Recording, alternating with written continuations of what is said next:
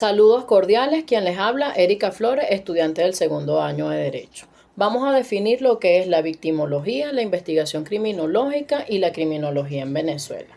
Entendiendo como victimología la disciplina científica autónoma que está entrelazada entre la criminología y el derecho penal y que estudia a la víctima, evaluando el daño que ha sufrido, la personalidad del agraviado, las características biológicas, psicológicas y sociales, y la relación con el victimario y su rol dentro del fenómeno criminal como tal. Existe una evaluación histórica que se basa en tres etapas fundamentales. Tenemos como principal el protagonismo, que es la justicia privada, y es donde sociedades primitivas veían a la víctima que tenía el control a la respuesta penal, coloquialmente lo que se llama ojo por ojo, diente por diente. Luego de allí está la neutralización, que entre el Estado de Derecho, la víctima pasa a un segundo plano y se ve el conflicto como una disputa entre el Estado y el infractor. Luego de allí viene el redescubrimiento que se dio en el siglo XX. Luego de la Segunda Guerra Mundial, autores como Mendelssohn y von Hetting rescatan el papel de víctima y dan paso a la victimología moderna. Para entender el delito tenemos en cuenta la clasificación de la víctima. Se estudió la tipología del criminólogo Benjamin Mendelssohn, que se basa en el grado de culpabilidad que tiene la víctima, y él las define de la siguiente manera. Está la víctima completamente inocente que no participa en el hecho. La víctima por ignorancia que por su imprudencia facilita el delito. Está la víctima voluntaria que es la que participa. En este caso, un ejemplo sería la eutanasia.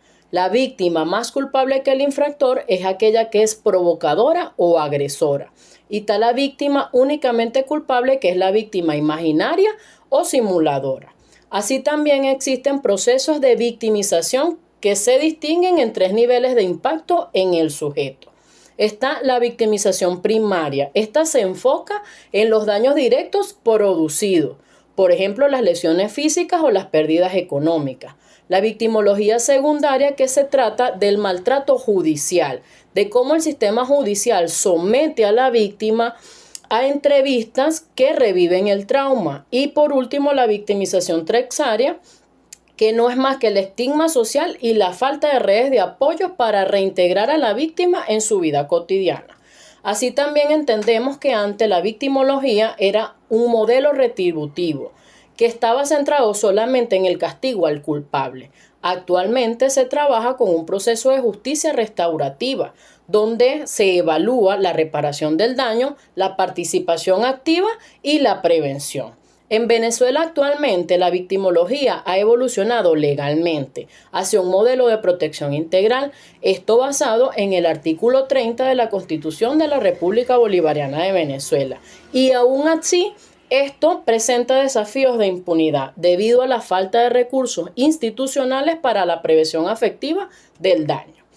Luego de esto tenemos la investigación criminológica, que entendemos como un proceso sistemático y científico que estudia el fenómeno criminal en su totalidad, a diferencia de la investigación policial, que solamente busca el culpable de un hecho concreto.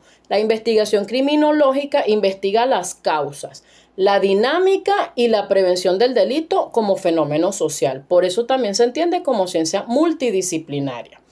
Se centra en cuatro valores fundamentales, que es el delito, que se estudia la conducta desviada y el problema social.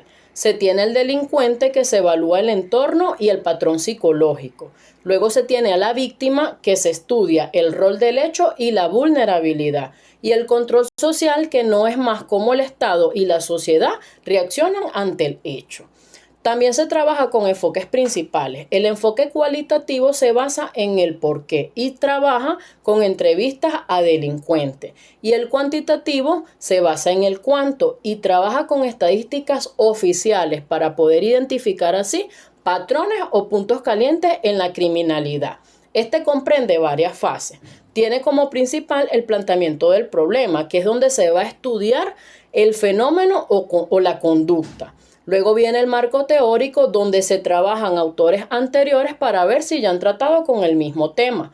Luego está la formulación de la hipótesis. Aquí se da una explicación tentativa al fenómeno o a la causa.